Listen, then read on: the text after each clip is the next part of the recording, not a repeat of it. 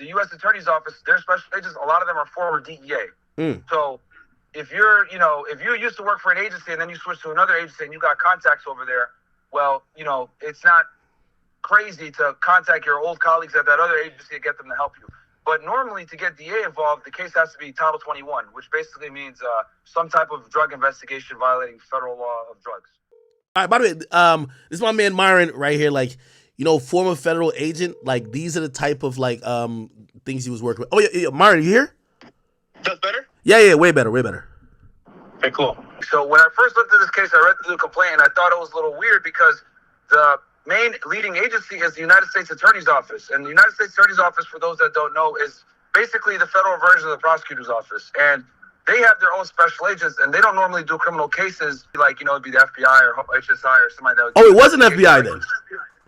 The FBI was involved, but they were not the lead agency. You've talked about this offline, how the FBI are clout chasers, so they would normally want to go after someone who has some type of fame like this. So I thought that was weird. But the charges, it's not necessarily a real estate RICO. What it is wire fraud. And wire fraud is, I think it's 18 U.S.C. 1343, if I'm not mistaken. It's just paper to get them into the judicial system. What the guy was doing essentially was he was saying, yo, look, I have a real estate deal that I'm going to do.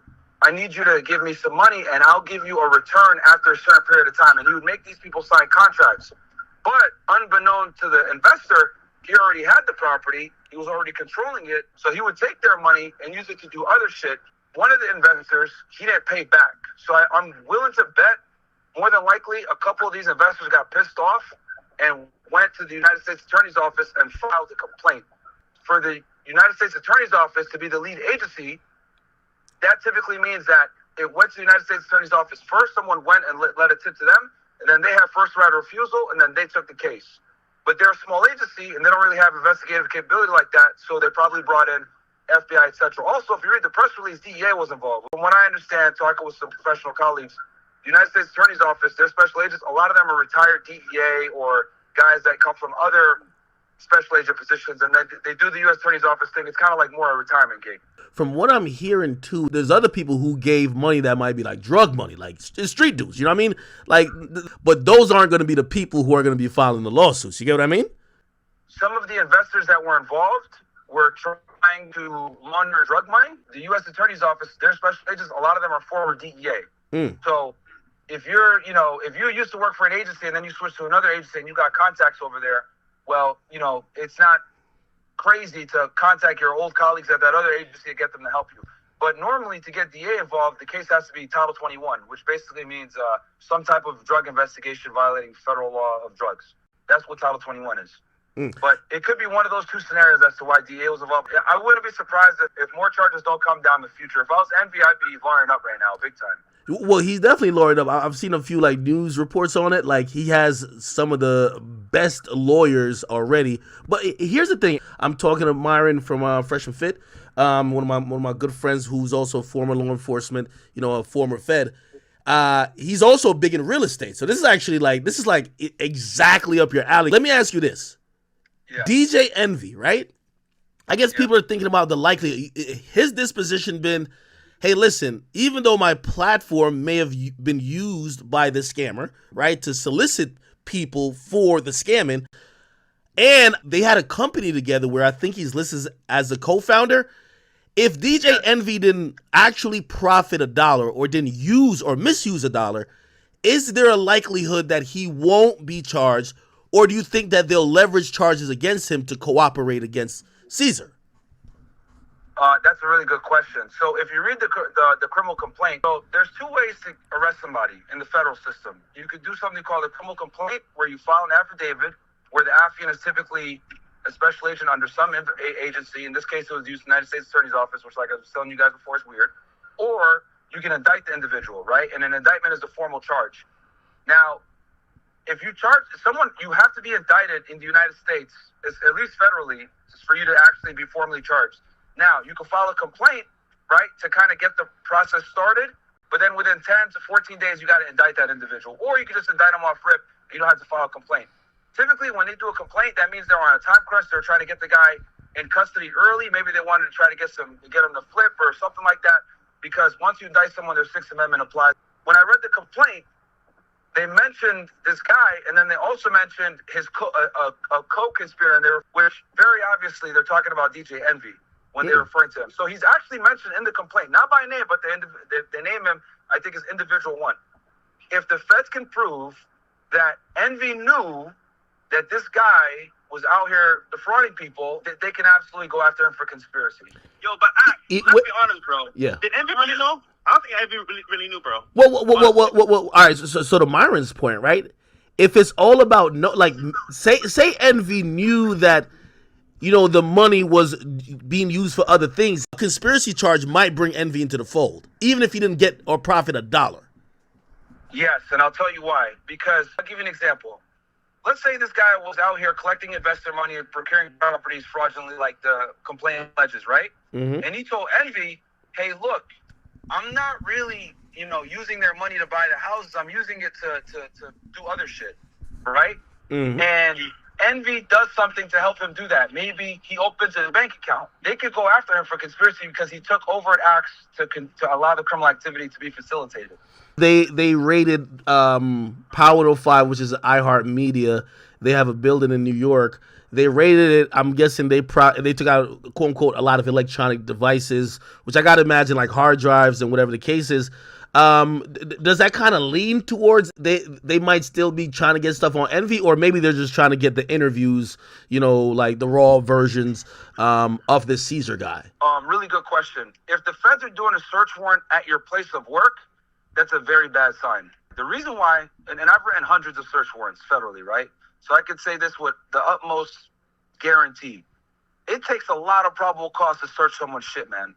Really? Yes. So, and I'll explain what I mean by that, right? So there's different levels of search warrants. You got search warrants where you can do it on maybe a tablet, a phone, and then all the way up to someone's house.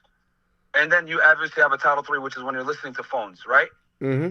To search someone's home, right, is pretty much at the top of the hierarchy because that's considered someone's castle, etc.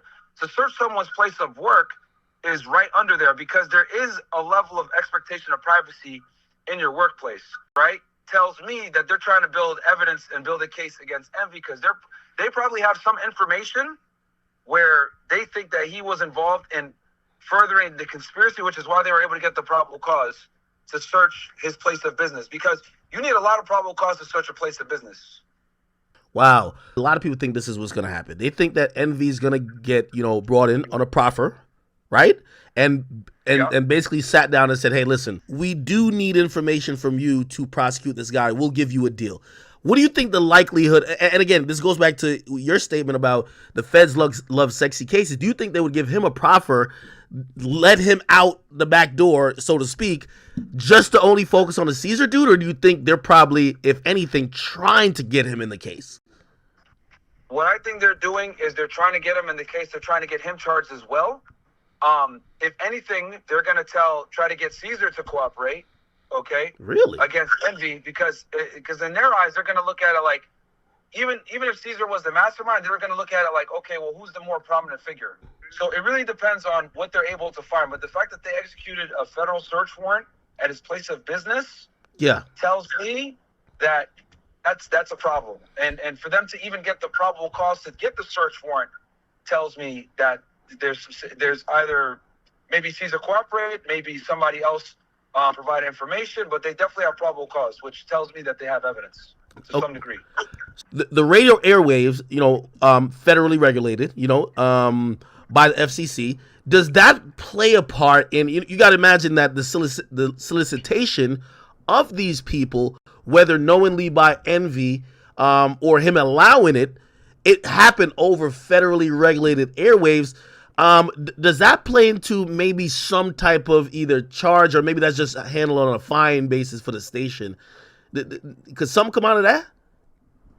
Yeah. So this is how the feds get. That's a really good question. So it's a radio show that is heard, internationally, and just by them being on a radio show that's heard all over the place, that already does something called affecting interstate commerce. And anytime you affect interstate commerce, it gives the feds jurisdiction. I'll give you an example. When a felon gets arrested with a gun, there's a federal charge for that. It's called 18 U.S.C. 922, right? And the way they're able to charge that is that the feds, this is how creative they could get with this interstate commerce shit. The feds, if the feds can prove that the gun that the felon was in possession of was manufactured in different parts of the country. Now, in this case, right, you got the radio, which is one element that could make it federal, right, because they're advertising this situation over the internet. But the main way that they're going to get him is the wire fraud. So what they actually hit this guy with was wire fraud, and the reason why they're able to do that is because he took money from people, and when he took the money, they were sending him a wire to make it happen. Well, anytime you send money digitally or electronically, you're affecting interstate commerce because it's going through the internet. And the internet is essentially interstate commerce or sending a wire to any degree. So that's why they hit him with wire fraud. It's one of the staple charges that the feds charge a lot of times when money is sent illicitly for some type of criminal activity. You're right. There's certain things that will come down, whether it's like, things about some tax evasion or something like that. But wire fraud is definitely one of them. If let's just try to play this out. Let's say if he's guilty, what is he looking at?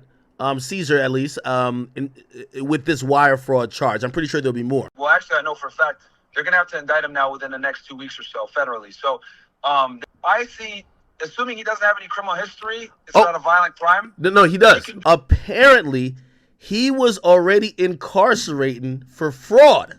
By the way, when he came on the radio, he said his mentor he met in prison when he was doing time for fraud. Ironic, right? Shit. Oh, wow. So, all right. So since he has a criminal history already, I mean, he could do anywhere. And again, it depends on if he cooperates. It depends on the United States Attorney's Office, how aggressive they're going to pursue him, what they ended up indicting him before. But I would say anywhere from 3 to 10 years, somewhere in that range. Really? I would be thinking more. But remember, it's only one count of wire fraud. That's why. But I predict they're going to charge him with other stuff. I think they just hit him with this criminal complaint, one count of wire fraud, to get him into the system, and they're going to try to flip him and/or indict other conspirators or rack on more counts. What is the likelihood? And I'm at 90%. Actually, I'm at 100% with this. I just want to hear what you got to say.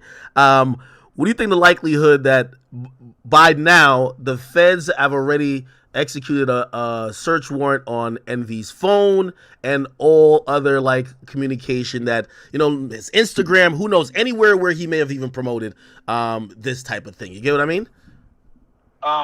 Extremely high. I wouldn't be surprised if they didn't do a search warrant on, his Instagram account, Facebook, so all his social media. This guy's been doing this shit since 2019, by the way. Yeah. Or 2017. Yep. From what I read. So he's been doing this shit for a very long time. And I also predict the reason why they indicted him or did a criminal complaint was because they were getting close to statute of limitations. So that's another reason as well. Wait, what's the statute of limitations on like fraud or this type of thing? Most federal crimes is about 5 years. Oh wow. Unless the person is continuously still doing the crime, then they can go ahead and, articulate, hey, this is a pattern of racketeering activity. Or say they flipped Cesar and Cesar said, nah, I gave Envy $100,000 on this date. What would it take for them to be able to subpoena his bank records to see if, there was deposits or whatever, and from what I'm hearing, there is a bank account that was supposedly associated to this crime. What level would that meet? Because you talked about in terms of search warrants for a house or place of business. How I mean, you got to expect a lot of privacy in your bank account, right? Yeah, so that's a really good question. So there's a couple of ways that you could go about this. And when I did my financial investigations, right, you could do a regular subpoena or you could do a grand jury subpoena, all right? And a regular subpoena is an administrative subpoena. Only a few agencies could do it. You basically serve a subpoena to the bank and say, hey, I need these financial records on this account for this individual, right? That's one way to go about it. The problem with that, though, is that the bank is obligated to notify their client if you do a grand jury subpoena, where you basically get a grand jury to get you a subpoena through the United States Attorney's Office. Well, the bank can't do shit now. And they basically are not going to disclose anything. So I'm more than willing to bet they did grand jury subpoenas on not only this guy's bank accounts, but they definitely did them on Envy as well. So they already have them. I'm 99% sure they already have Envy's financial records. Matter of fact, now that I'm having this conversation out loud with you, that's how they were probably able to get the probable cause to search iHeartRadio. Envy bought like a new house, right? And it's like a really expensive house, like 7 million or something like that. Do you think that's probably also raising a few red flags to say, well, this is something where people are defrauded out of tens of millions, and one of the people who might be party to this fraud has made huge purchases recently? Do you think that that's like a red flag as well, or no? If they saw a spike in income, during the years of the conspiracy, and they're able to tie it back to him making this money with this individual, which is why he was able to purchase certain things, they could definitely use that. So if you take $1 of dirty money and you put it into a property that you own, that property is now seizable by the U.S. government. Okay. Yeah. Envy says he never got no money, right? In a world where, let's say, Envy thinks this is a business, right? And in a business, like usually if you're going on a business trip, you might build a business, or it's paid for by the business. Whether he knew it, or does his knowledge matter? Like whether he knew it or not, could that bring him in, or he needed to have known that that was money that was from the investors and was being used inappropriately? So it could go either way. Either he can know that the money was being used improperly, but the biggest thing that fucked these guys up is that anytime you deal with investor money, you can't commingle it. And how this guy messed up is that he was commingling funds.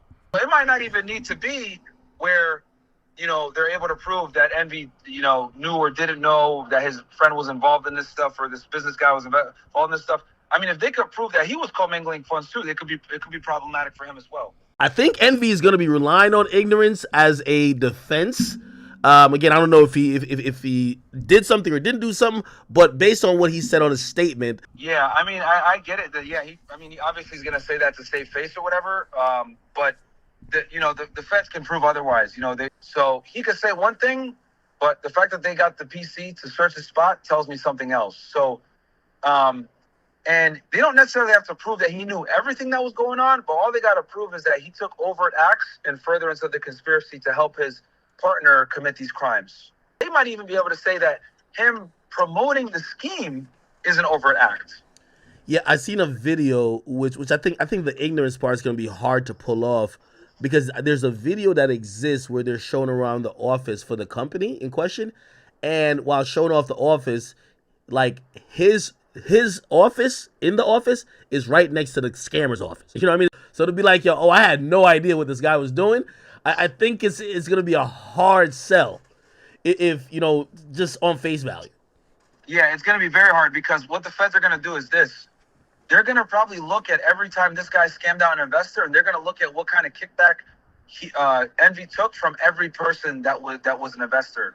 And they're going to probably use that like, hey, you didn't know? Explain to me how, you made 20K on this transaction, 10K on this transaction. They're going to basically, use that against them, because people could say one thing, but the money trail, the bank accounts, the records, etc. And also, I wouldn't be surprised if they, haven't gone through their text messages or their phone communication. I definitely, I guarantee you for a fact, right now as me and you are speaking on the phone, the feds are probably going through this guy's phone and going through his conversations with Envy and looking at, what they were talking about and what Envy was privy to in that business.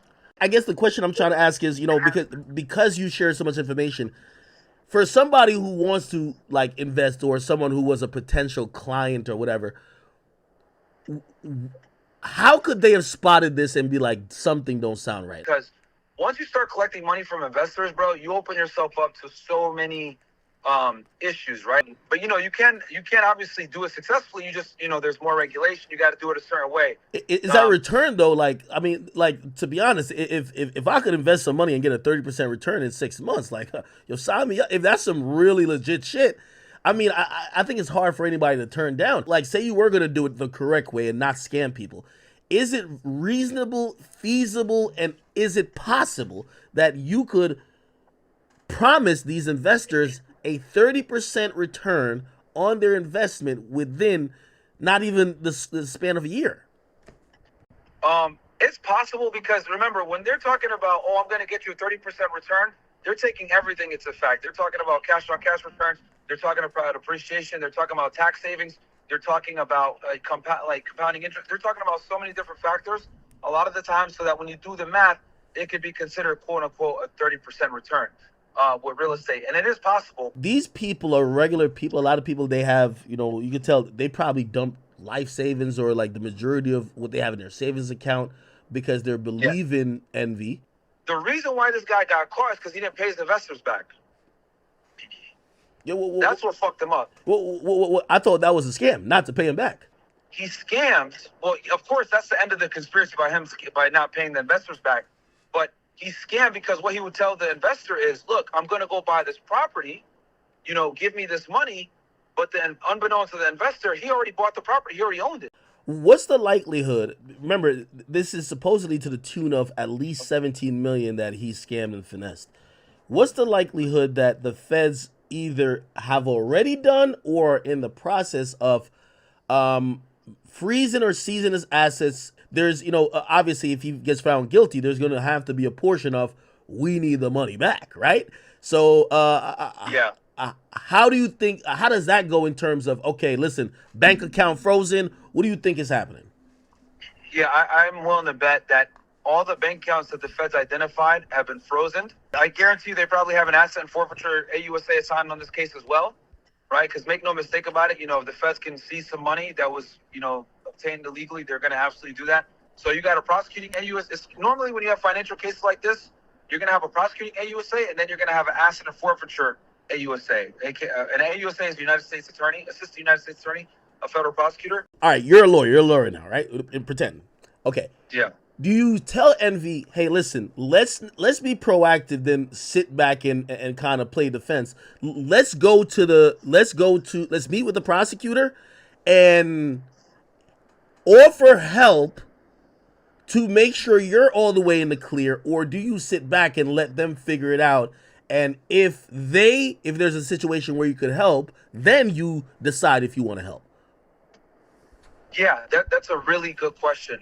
Well, both angles have a positive and a negative. If you go to the feds and you say you want to cooperate, right, and say, hey, I want to cooperate, I want to get ahead of this, that could be good and bad, because it depends. If you're the main target of the investigation, they're going to tell you go pound sand, we don't care, especially if they have evidence that they're going to indict you anyway, or they'll take your information and charge you anyway, right?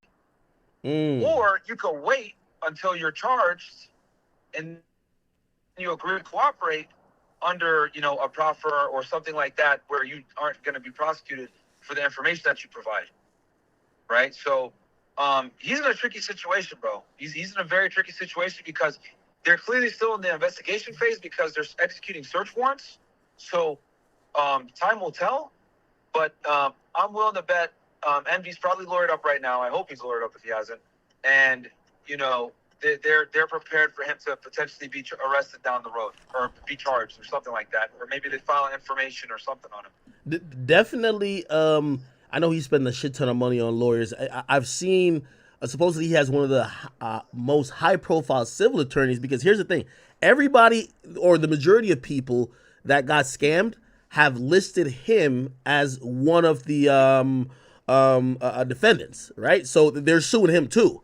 So he's fighting civil cases against them, but he also has to, you know, field whatever's going to come via the government on a criminal complaint. So he probably has two different high-powered attorneys, which is going to cost a lot of fucking money. So. Oh yeah, dude, yeah. And keep in mind that civil cases don't have the same burden of proof as criminal cases. In a criminal case, beyond a reasonable doubt. In a civil case, it's preponderance of the evidence. So preponderance of the evidence is a really low threshold. That's only 51 to 49%. Versus beyond a reasonable doubt, if we're going to, you know, put in a percentile type thing, it's like 90%, you know, that the person is guilty. So it's very possible that he can, you know, maybe skirt out the criminal case, but he can still be found liable in the civil case. That's what they did to O.J. Simpson. Yeah, I'm almost thinking that they're going to have to settle. And really, I don't even think he's going to be the biggest target of that. It's going to be iHeartMedia. They allowed, through their company and their airwaves, or the airwaves that they lease from the federal government, they allowed this guy to basically manipulate a bunch of their listeners and defraud money. I think that's kind of open and shut. Like, come on. You know what I mean? Like, again, there's going to be some liability there. Yeah, no, there definitely will be. And I wouldn't say shit to the police if they come, because I guarantee you they probably already made a pass or tried to talk to him at this point. And yeah, I'd be surprised if he didn't get charged with something. I think there's a 70% chance that he could get charged with something. Really? Yeah, I'd say it's fairly high. Yeah, I mean, they executed a search warrant as place of business, bro. You ain't gonna execute a search warrant as someone's place of business and not try to come after them after, especially if they find fruits of a crime there. Yeah, no. It's. I don't think he ever foresaw this coming, but man, I guess he has to get indicted. Then we're gonna get more information via the indictment document, right? Yeah, because so what might end up happening? Because keep in mind they charge this guy with a criminal complaint, which is just get some paper in there to get him arrested, right? When they indict in about 2 weeks, it's possible that they'll add DJ Envy to that indictment. So, Act, Yo, is this the end of Breakfast Club? What do you think? I think something's gonna change. I personally think that they're gonna probably say, "Hey, listen, the feds is executing search warrants up here. There's still probably an investigative process as this is gonna go to a potential trial." I think they're gonna tell him like, "Yo, hey, listen, you need to take some time off, even if we don't just terminate your employment." I think that's what's gonna happen.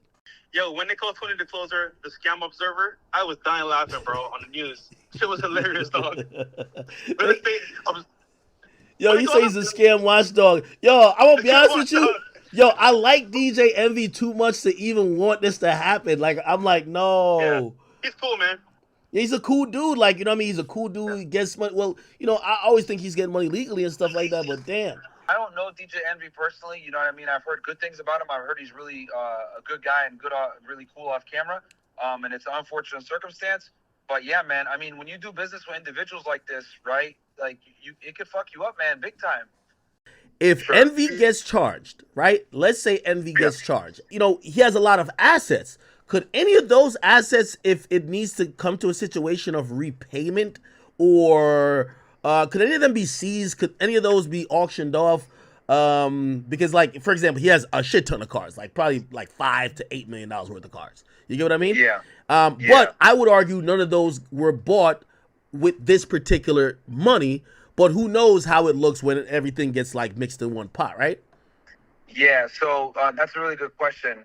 I'll say this: if Envy puts any of the money that he made illicitly with this guy into a bank account with clean money, all of that money is now forfeitable. Really? Yeah. Or if he spends any of that money that was made illicitly, right? Let's say he takes 50% from one bank account and 10% from the illicit bank account to make a purchase. Well, now whatever he purchased is open for seizure. Jesus Christ. Yeah, that's where it gets tricky. Wow. Yeah, bro. Right. That's why this is like that's why they're going through his bank accounts and they're doing a search warrant. They're trying to figure all this stuff out, identify assets as well as building a criminal case. At least he's not looking at like for example Tekashi, like he was looking at, even though obviously it's a violent crime that they were accused of, they were looking at more than 30 years when it comes to this. Yeah. If generally, which by the way, are you surprised that it's only one count of wire fraud, given the fact that there had to be numerous transactions, numerous victims? If it's only one count of wire fraud right now. I'll tell you why I'm not surprised. Normally when you file a criminal complaint, you file it just to get the person arrested and into the judicial system. Maybe you're on a crunch for time. Maybe you have the individual right in front of you and they committed a crime and you have the probable cause right there and you just want to make it happen. So what they're probably going to do is they're going to come back and indict it formally with more charges, because clearly he has more than just one investor that he scammed. So I anticipate there's going to be more counts of wire fraud, maybe some conspiracy in there, maybe some money laundering, some other charges, that more trumped up charges later on. But they just filed this criminal complaint with one count so that they can go ahead and get the process going. Wow, Jesus! But I 100% they're gonna add more counts and more charges to this.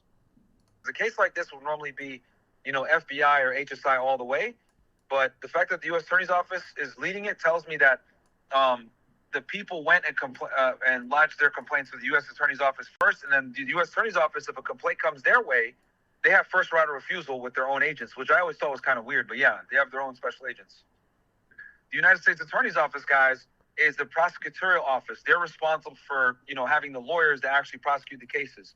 And then you have federal law enforcement agencies like FBI, Homeland Security Investigation, HSI, DEA, ATF, et cetera, marshals. These are all like the big law enforcement agencies. They're the ones that build the cases and then bring the case over to the U.S. Attorney's Office for prosecution. But there are U.S. Attorney's offices that have their own special agents in-house, and typically for them to take those cases, a complaint needs to come to them. Hey, by the way, so you were right with the U.S. Attorney's Office and their special agents, but also you know what's listed in here too. There was special agents and task force officers of IRS criminal investigation. Yeah, I'm not surprised. Anytime you're dealing with finances, you typically want to bring the IRS on. Also, since you mentioned that, they probably have these guys' tax returns too, guaranteed. So is it a charge if they didn't declare the scam money they got? Because you can't declare the scam money on the Yeah. I mean, yeah. If they show less income, then if they report less income than what their bank accounts represent, that through what the Fed's got, yeah, that could be problematic for them. The reason, so the way to read that, typically, if you look at the first agency that's mentioned in those U.S. DOJ press releases, that's the lead agency. So the fact that the criminal complaint was written by this guy, he has like an Indian name, I forget it escapes me now. But the fact that he's the complainant, that tells me that they were the lead agency. Apparently he made bond already, or he has a bond, right? Which it's $1 million, and they believe that he'll be released just to home confinement. And that he, obviously just can't leave the state or anything like that. I'm not surprised. It's a nonviolent crime. It's one count. So I wouldn't be surprised if they gave him a bond. Normally, if it's a violent crime or you got a pretty bad criminal history, they won't give you a bond. But yeah, I'm not surprised.